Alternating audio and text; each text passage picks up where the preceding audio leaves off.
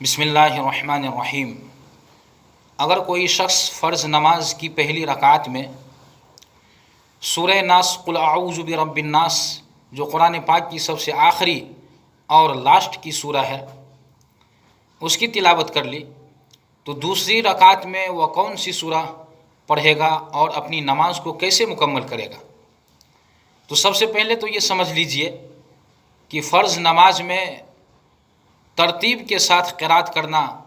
اور سورہ پڑھنا یہ واجب اور ضروری ہے۔ اگر کوئی شخص ترتیب کے خلاف قرات کرتا ہے، ترتیب کو الٹتا ہے، پلٹتا ہے، اور قرآن پاک میں سورت جس ترتیب سے لکھی ہوئی ہے اسی طریقے سے وہ قرات نہیں کرتا ہے، تو ایسا کرنا ان کے لیے مکروہ ہے، تحریمی ہے، یعنی سخت گناہ کی بات ہے، لیکن نماز ہو جاتی ہے۔ مثال کے طور پر اگر کوئی شخص فرض کی پہلی رکعت میں سورہ قریش لإلاف قریش کی تلاوت کی اور اس کے بعد دوسری رکعت میں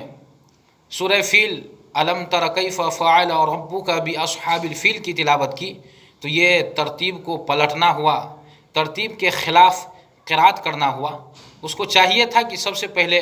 وہ سورہ فیل کی تلاوت کرتا، الم تر کیف فعل ربک باصحاب الفیل، پھر اس کے بعد سورہ قریش لإلاف قریش کی تلاوت کرتا، لیکن اس نے ترتیب کو پلٹ دیا ہے، جس کی وجہ سے ان کی نماز مکروہ ہے، تحریمی ہو گئی ہے۔ یہ سخت گناہ کی بات ہے، لیکن نماز ہو جائے گی۔ تو اگر کوئی شخص فرض نماز کی پہلی رکعت میں سورہ ناس کی تلاوت کرتی ہے، تو اب اس کو چاہیے کہ وہ دوسری رکعت میں بھی سورہ ناس کی تلاوت کرے، نماز ہو جائے گی۔ لیکن سنت اور نفل نماز میں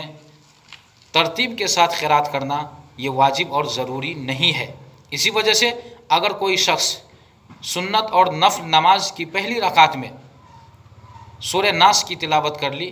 تو اب اس کو اختیار ہے کہ قرآن میں سے جہاں سے بھی وہ پڑھنا چاہے وہ پڑھ سکتا ہے، جو سورہ وہ پڑھنا چاہے وہ پڑھ لے، لیکن اس کے لیے بہتر اور افضل یہی ہے کہ وہ بقیہ جو رکعتیں ہیں اس میں بھی وہ سورہ ناس ہی کی تلاوت کرے۔